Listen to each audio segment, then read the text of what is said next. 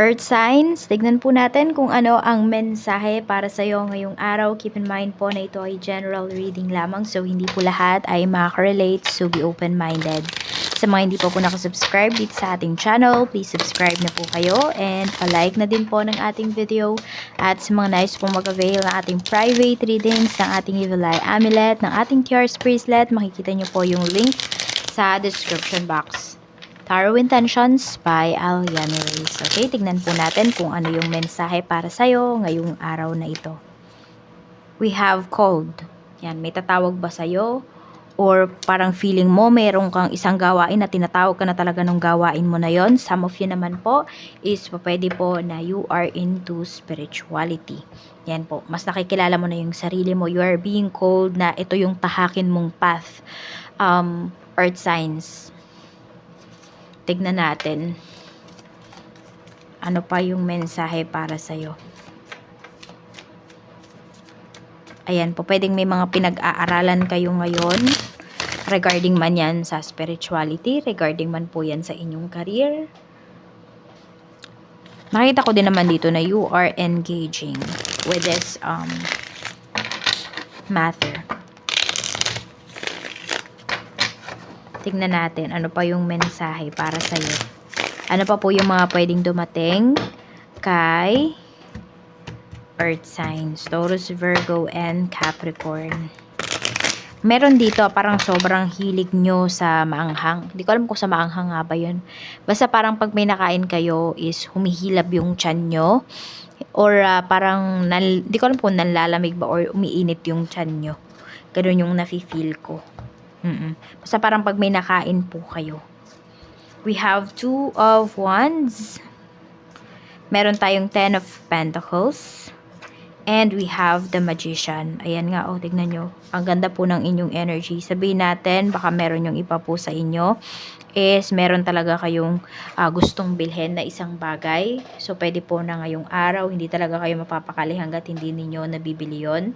At yung iba naman po sa inyo is may pambili naman po talaga kayo. So, pwedeng ipupush nyo na yan. Ayan po. Meron din dito is sobrang busy po ninyo. Meron kayong mga pagpaplano, pag-uusap dito. Yan. Meron ba dito ay nagsusugal? Ayan po. So, pwedeng mataas yung chance po ninyo na manalo. Yung iba naman, pwede ngayong araw lang kayo tataya sa kung ano man tinatayaan po ninyo. Ayan. Basta, parang nafe-feel nyo talaga na parang mananalo kayo. Yun yung nafe-feel nyo. Yan. So, we have the Magician. So, kung ano daw yung mga nasa mga inaalagaan po niyo, if ever meron man kayong inaalagaan, yun po yung tayaan nyo. Yung iba naman sa inyo, kung wala naman, random lang talaga to, biglang naisipan nyo lang or napadaan lang kayo dun sa tayaan, tumaya na po kayo. Yan. Kasi napakalaki po ng chance na manalo kayo ngayong araw na ito. Tignan natin ano pa yung mensahe. Okay, meron din naman dito parang may pag-uusap regarding sa trabaho yata ito. Parang bunutan kasi yung nakikita ko dito. So, kung kanino ba mapupunta yung isang project na to. Yan, mukhang may bunutan na mangyayari. Hindi ko alam kung bakit yan yung napiling, napili na medium para mapunta kung kanino man yung dapat mapunta. Pero alam mo, kung ano man yung mapunta na project sa'yo, meant to be yan. Kaya galingan mo. Kasi mag-e-excel ka talaga dyan, Earth signs. We have Seven of Pentacles. Pagdating naman po yan sa family, we have Ace of Pentacles. So, pwedeng meron po kayo dito talagang pinag-iipunan pagdating sa pamilya.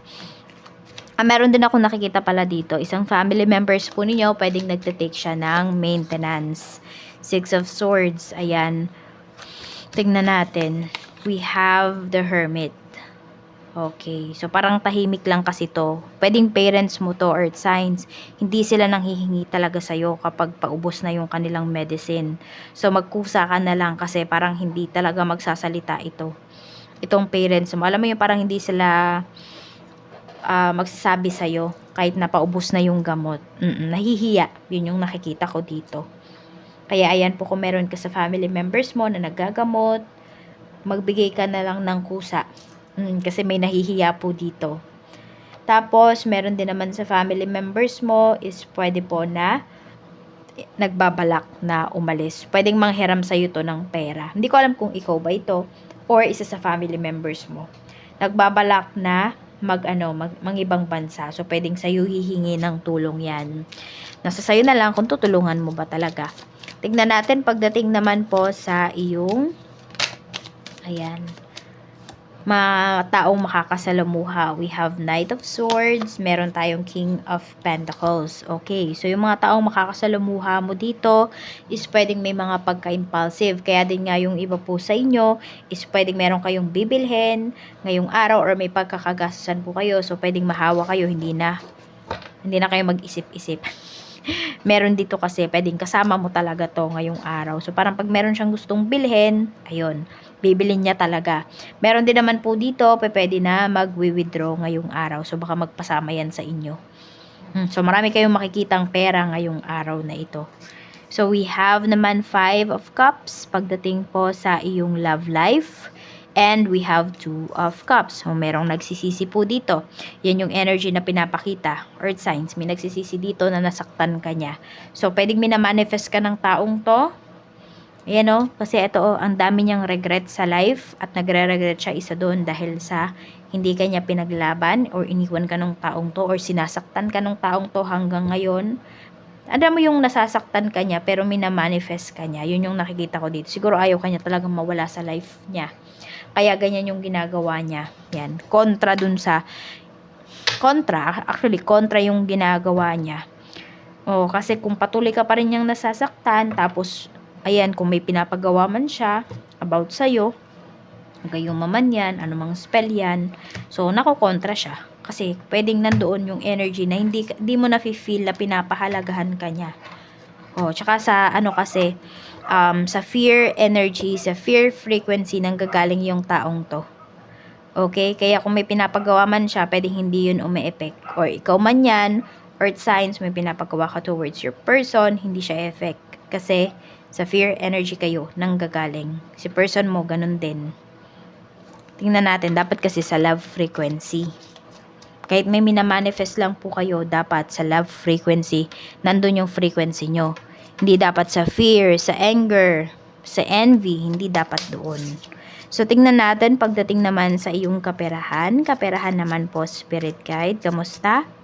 We have 5 of Pentacles.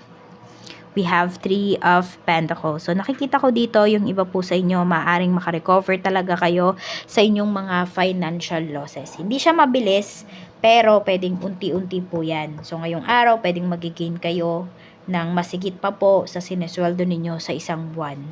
Ayan. So, ano ba yung gagawin ninyo dun sa pera na marireceive po ninyo?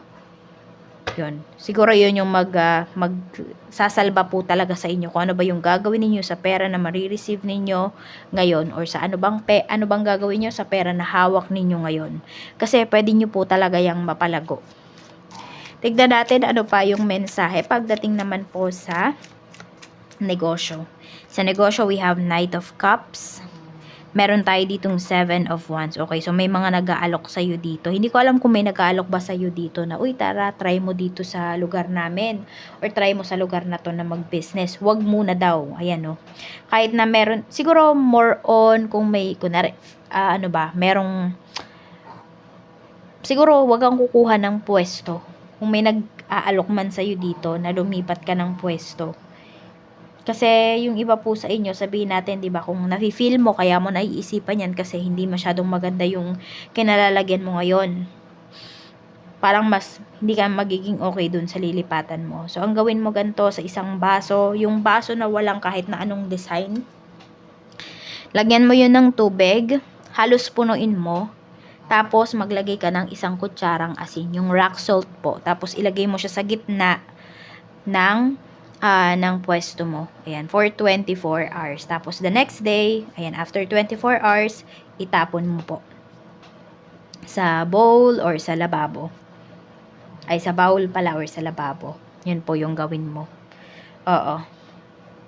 You can say a prayer or kung ano man yung mga gusto mong isama doon na negativities na, ano man yung mga nararamdaman mo pagdating sa iyong negosyo, gawin mo po yon, earth signs. Para ma-absorb na nun yung mga negativities dyan sa pwesto mo at di ka na humanap pa ng ibang pwesto. Tignan natin. So, kung feeling ninyo, sobrang bigat po nung nangyayari dyan sa inyong negosyo, ganun po yung gawin ninyo. Ayan. Tingnan natin ano pa yung mensahe, or kung gusto nyo naman ng pangmatagalan na epekto, mag-alaga po kayo ng evil eye natin, o kaya naman kung allergic naman kayo, nangangati yung leg nyo, pag edi bracelet, Kjar's bracelet. Tignan natin pagdating naman po sa iyong career. So, we have 6 of Wands and mayroon tayo ditong Ace of Wands. So, tingnan nyo.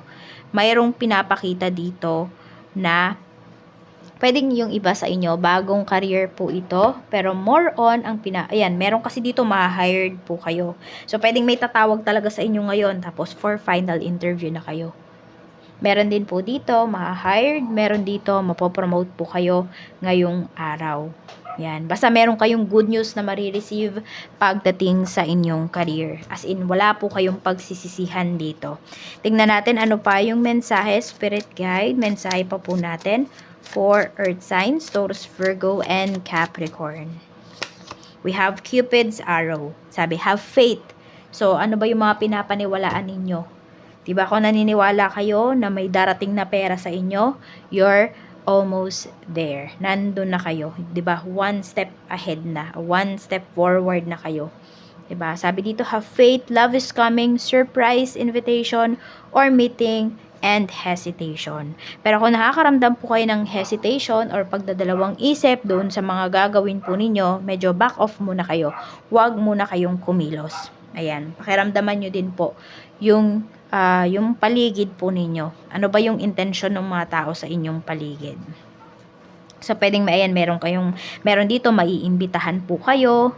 Tapos, meron din dito, kung looking nga kayo for a long-time relationship, long-time partner, or yung the one, magtiwala lang daw po kayo.